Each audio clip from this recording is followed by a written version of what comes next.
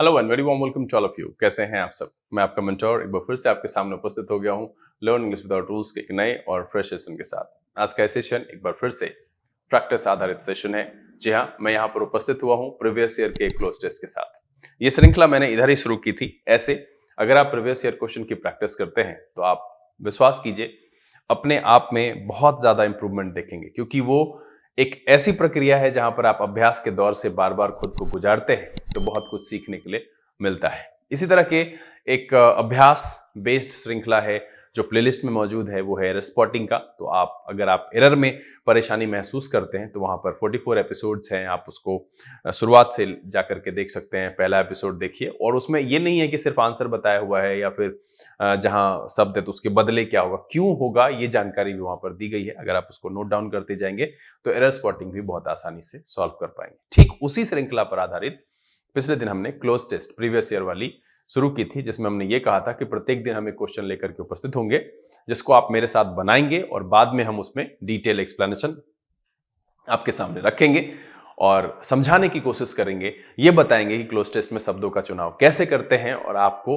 मदद करेंगे ताकि आप बेहतर तरीके से इसे कर सके। तो आज हम यहां पर इसके चौथे एपिसोड के साथ उपस्थित हुए हैं। एक नया क्वेश्चन है, 10 वर्ड्स हैं उसमें, ऑप्शन में 10 फिल इन द ब्लैंक से जो चुनना है आपको, उसके लिए 10 क्वेश्चन है जिसके 5-5 ऑप्शन है। उसमें से कोई एक सटीक है, संदर्भ के हिसाब से सही मीनिंग देने वाला, कॉन्टेक्स्ट में फिट बैठने वाला, उसको आपको चुनना है और आंसर के तौर पर मार्क करना है। आपको धैर्य बनाए रखना है।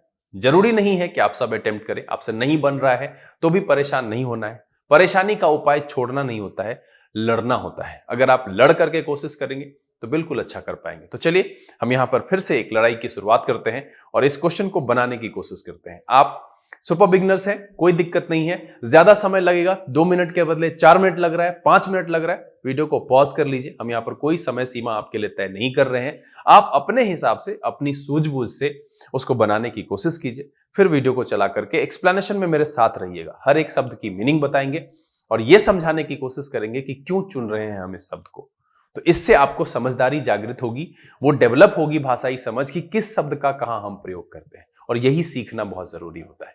अंग्रेजी में हम शब्दों का सही चुनाव ना करें तो अर्थ का अनर्थ हो जाता है। तो चलिए सेशन की शुरुआत करते हैं। नोटबुक और पेन लेकर के तैयार हो जाइए और बनाइए इस सवाल को। देखते हैं कि आप कितनी आसानी से इसको सॉल्व कर पाते हैं। चलिए देखा जाए।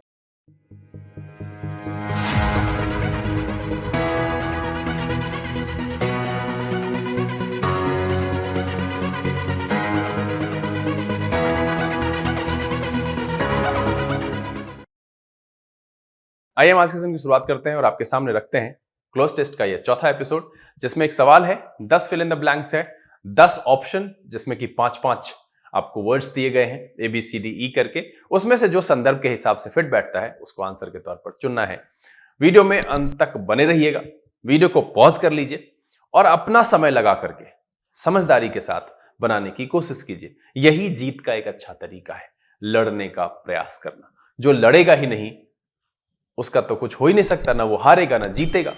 तो बेहतर है कि जीत हासिल करने के लिए हार का स्वाद चखना भी अच्छा होता है कभी कभी। तो चलिए इसको बनाते हैं, सेशन को शुरू करते हैं। लेकिन उससे पहले जो लोग इस चैनल पर नए हैं, चैनल को सब्सक्राइब कर लीजिए, बेल आइकन जरूर प्रेस कीजिएगा ताकि यहां से अपलोड की गई वीडियोस की नोटिफिकेशन आपको मिले और आपका कोई भी सेशन मिस ना हो। लाइक और शेयर करने में कंजूसी नहीं कीजिएगा। और हाँ, एक और बात, इस सेशन पर अगर आप मेरे साथ रहते हैं तो घाटे का सेशन तो है नहीं। मान लीजिए कि आपने अटेम्प्ट किया और आपको कोई नंबर नहीं आया, इससे ज्यादा निराशाजनक तो हो नहीं सकती। लेकिन यह तय है कि जाते जाते 5-6 नए वर्ड्स आप यहां से सीखते जाएंगे। तो फायदे का सेशन है, शुरू से अंत तक बने रहिएगा, भगा के नहीं देखिएगा। चलिए एक बार फिर से आप सबका स्वागत है।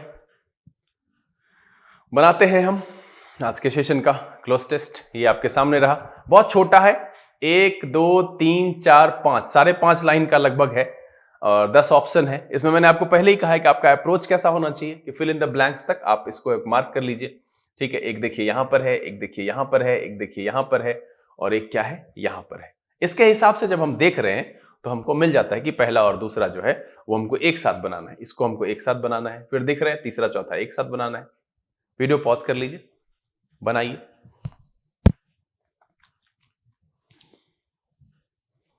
चलिए, उम्मीद तो यह है कि आपने इसको बना लिया होगा और अब हम चलते हैं इसके आंसर की तरफ। क्या कह रहा है पहले एक बार पढ़ते हैं। बनाने से पहले जो खाली जगह है उसको छोड़ते हुए हमको पढ़ना है कि India's over the past half century since independence has been unique and dash in many ways. तो देखिए यहां पर पॉजिटिव शब्द दिख रहा है ना, और इसके बाद भी पॉजिटिव ही होना चाहिए, ये कोऑर्डिनेटिंग कंजंक्शन है, इसका लक्षण है। तो यहां पर है कि कई तरह से जो है यूनिक रहा है। अब दूसरा शब्द हम देखेंगे, कह रहा है yet the record is dash in relation to what the country set out to achieve and could certainly have been dash. अब यहां से लग रहा है कि थोड़ा सा नेगेटिव की तरफ जा रहा है कि yet the record is dash. फिर आगे क्या कह रहा है कि it is dash to look at both sides, the alternative is to be dash down by unrelieved gloom. Gloom का मतलब निराशा और उदासी से होता है, ध्यान दीजिएगा। ग्लूम एक शब्द है यहां पर, ठीक है, GLOOM, इसका मतलब निराशा, अंधकार, उदासी से होता है, ठीक है। अनवारंटेड डैश, कह रहा the fact is that after 8 5-year plans about 40% of population is dash below the poverty line. अब देखिए यहां पर सारे के सारे जो है नेगेटिव वर्ड्स हैं, पॉवर्टी लाइन है। उसके बाद क्या कह रहा है कि the human development indices are low, देखिए ये भी नेगेटिव शब्द है, placing India at 126th position in the world table, far below many countries that come into, मतलब होता है इसका मतलब होता है विरासत में पाना या उत्तराधिकार में पाना, है ना। मतलब है स्वतंत्रता पाने की बात कह रहे हैं, उत्तराधिकार में पाना। ये कम इनटू का मतलब है much later than it did, मतलब ये कह रहा है कि ऊपर का जो लाइन है वो पॉजिटिव है, उसके बाद जो टोन दिख रहा है मेरे पैराग्राफ का नेगेटिव है। अब देखिए पढ़ने से ये समझ में आ गया, तो अब ये है कि जितने भी यहां पर फिल इन द ब्लैंक्स हैं उसमें हमारा नेगेटिव वर्ड्स ही जाएगा, ये हमको ध्यान देना है। तो ऑप्शन का चुनाव भी हम उसी आधार पर करेंगे। तो चलिए हम तो अरेंज करके लाते हैं, हम आपके सामने रखते हैं। पहला ये है, इसमें 1 और 2 दोनों है। क्या कह रहा है कि India's dash over past half century since independence has been unique and dash in many ways. अब यहां पर देखिए डोमिनेशन का मतलब होता है वर्चस्व, ठीक है। प्रीडिकामेंट का मतलब होता है दुर्दशा से, ठीक। हिस्ट्री जानते ही, एक्सेलेंस जानते ही हैं, डेवलपमेंट का मतलब जानते ही हैं, ठीक है। तो यहां पर हमको जो शब्द लग रहा है वो सबसे बेहतर यही लग रहा है, ठीक है, इंडियाज हिस्ट्री, क्योंकि यूनिक कह रहा है यहां पर कि over the past half century since independence has been unique, तो इंडियाज हिस्ट्री। तो मेरा पहला जो आंसर आ गया वो आ गया डी, ठीक है। क्या आ गया? D, history. अब कह रहा है कि यूनिक एंड डैश। अब यहां पर देखिए कि डेस्परेट का मतलब व्यग्र, क्रोधित, ठीक है, निराश से होता है, ठीक है, हताश से भी होता है, व्यग्र होने से भी होता है। इनसिग्निफिकेंट, सिग्निफिकेंट का मतलब जानते ही आप। डूबियस का मतलब होता है संदेहास्पद, है ना। और ये मैंने किसी वोकैब के सेशन में कराया है। आप मुझे लिख करके बताइए किस सेशन में ये शब्द चर्चा में आया था, हमने बताया था। अगर आप करते हैं इस बहाने क्या होगा, कम से कम नोटबुक तक जाएंगे तो ढूंढेंगे कहां पर था ये। तो संदेहास्पद। अब कह रहा है कि चूंकि मेरा यहां पॉजिटिव जाएगा, कमेंडेबल का मतलब सराहनीय होता है, प्रशंसनीय होता है, तो ये मेरा यहां पर जाएगा, स्पेशल से बेहतर है कमेंडेबल, है ना। ये मेरा नहीं आएगा, चुनने पर जाएंगे तो कमेंडेबल मेरा सही मीनिंग दे रहा है। तो कह रहा है India's history over past half century since independence has been unique and commendable. तो इसका आंसर क्या हो गया? ई। अब देखिए कि दोनों को अगर आप मिला के बनाएंगे तो ही मीनिंग सही सही आएगा, अदरवाइज इसमें तो यूनिक एंड स्पेशल भी जा सकता है ना। तो सिंपल सा है, यूनिक एंड ड्यूबियस भी आपको ऐसे अकेले अगर बढ़ेंगे तो वहां पर लगता है। लेकिन अगर आप संदर्भ पढ़ चुके हैं तो पहला लाइन अगर प्रशंसा का दिख रहा है कि भाई भारत का इतिहास जो है पिछले 50 साल में इंडिपेंडेंस के बाद, है ना, इंडिपेंडेंस क्या कह रहा है, हैज बीन यूनिक एंड क्या रहा, कमेंडेबल।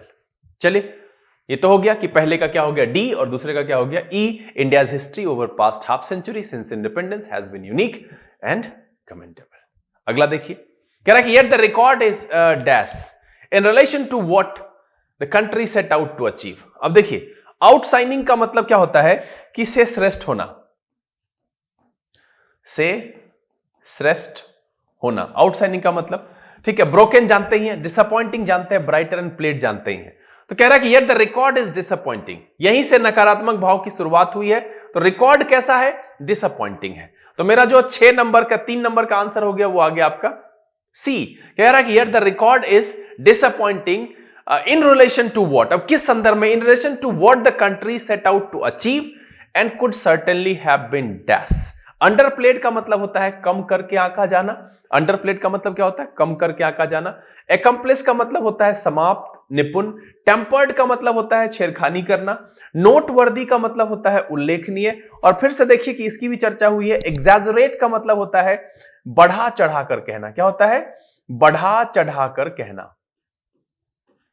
इसका मतलब होता है बढ़ा चढ़ाकर कहना। ठीक है, तो इसमें मेरा जो सबसे बेहतर शब्द दिख रहा है वो ये दिख रहा है, accomplished। ठीक है, yet the record is disappointing in relation to what the country set out to achieve and could certainly have been accomplished। तो मीनिंग मेरा यहां से कंप्लीट आ रहा है कि India's history over the past half century since independence has been unique and commendable in many ways, yet the record is disappointing in relation to what the country set out to achieve and could certainly have been accomplished। तो मेरा यहां पर तीसरा चौथा यानी 1 से लेकर के 4 तक बन गया। ये डबल डबल फिलर था, इसमें भी 2 था, इसमें भी 2 था। चलिए अगला आते हैं। इसमें 3 है, 5, 6 और 7। कह रहा है it is dash to look at both sides. ठीक है, फ्यूटाइल का मतलब होता है निरर्थक, इम्प्रैक्टिकल का मतलब होता है अव्यवहारिक, नेसेसरी का मतलब होता है अनिवार्य। अब क्या कह रहा है कि इट इज फ्यूटाइल नहीं होगा, कह रहा है बोथ साइड देखने के लिए, तो अनिवार्य होना चाहिए। अव्यवहारिक नहीं होगा, वो अनिवार्य होगा। ये अनिवार्य है कि हम क्या करें, look at both sides. The alternative is to be, अब देखिए जो वे है ना, वर्ड वे डाउन, इसका मतलब होता है एक साथ में चिंताग्रस्त करना। क्या होता है? चिंता ग्रस्त करना। ठीक है, क्या कह रहा है कि इट इज नेसेसरी, तो इसका आंसर जो हो गया वो हो गया आपका डी, और इसमें क्या था? बी यहां पर। तो it is necessary to look at both sides, the alternative is to be weighed down, है ना। यहां पर सबसे बेहतर यही मीनिंग है। ठीक है, वेड डाउन बाय अनरिलीव्ड ग्लूम और अनवारंटेड। अब देखिए एक तरफ निराशा और अंधकार से लिया है, तो वहां पर क्या है? अनवारंटेड का मतलब होता है बेबुनियाद। इस अनवारंटेड का मतलब क्या होता है? इसको यहां से ले लेते हैं, हम यहां लिख देते हैं बेबुनियाद। ठीक है, और कंप्लिसेंसी का मतलब होता है, ये जो वर्ड है हम बताते हैं एक तरफ से, कंप्लिसेंसी का मतलब होता है संतोष।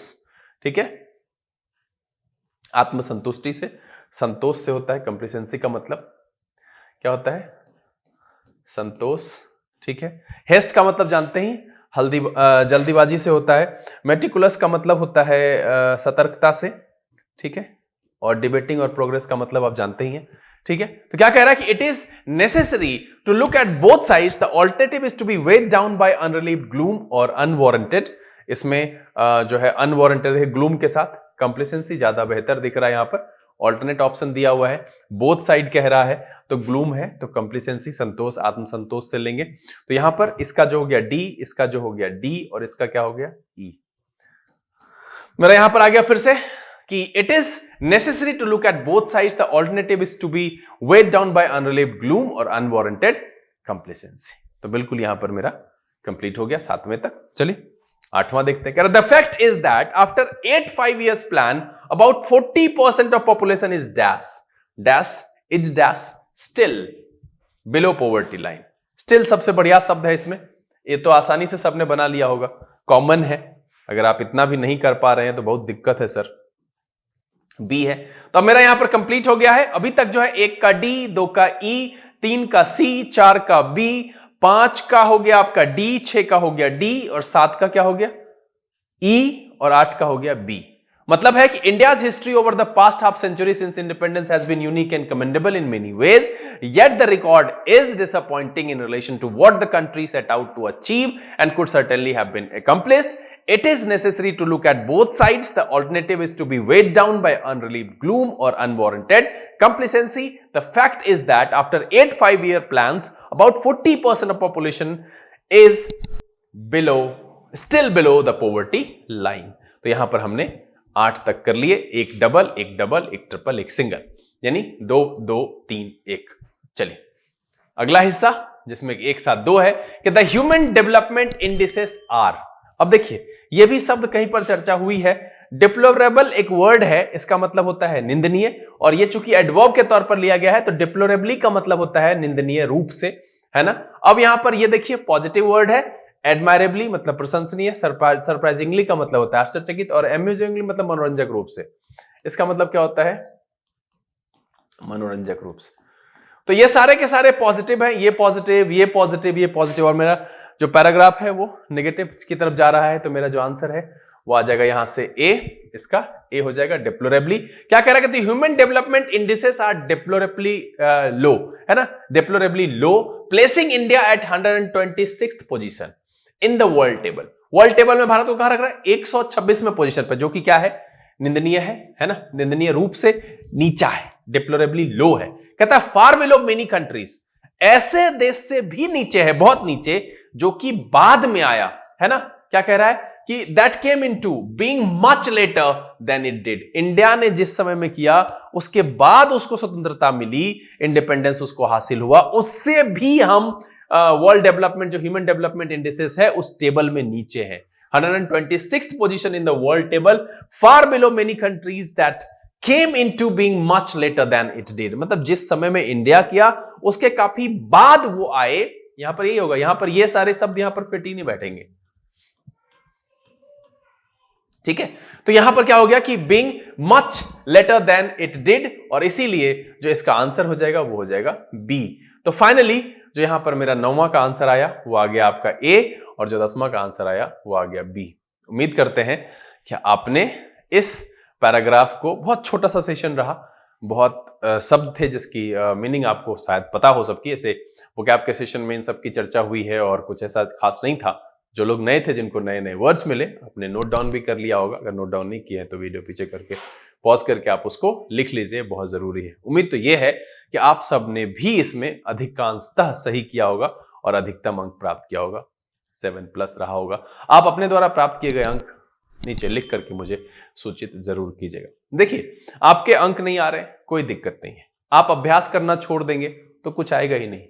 इसलिए बेहतर है कि आप मेरे साथ चल करके अभ्यास कीजिए, 2, 4, 5 दिन में ये सही होना शुरू हो जाएगा। और साथ में साइड से जो आपकी शब्द का भंडार है आपका, उसमें बढ़ोतरी हो रही है, नए नए वर्ड्स आपको सीखने के लिए मिल रहे हैं। हम बार बार चर्चा करेंगे तो वो जहन में रहेगा, और अगर कभी आगे ऑप्शन में रहता है तो आप सही सही आंसर कर पाएंगे। उम्मीद तो ये है कि ये सेशन आपको काफी पसंद आया होगा। अगर ये वीडियो आपको अच्छा लगा, आप इसे लाइक कर दें। अगर आपने चैनल सब्सक्राइब नहीं किया है, प्लीज सब्सक्राइब कर लीजिए, बेल आइकन जरूर प्रेस कीजिएगा, ताकि यहाँ से अपलोड की गई वीडियोस की नोटिफिकेशन आपको मिले और आपका कोई भी सेशन मिस ना हो।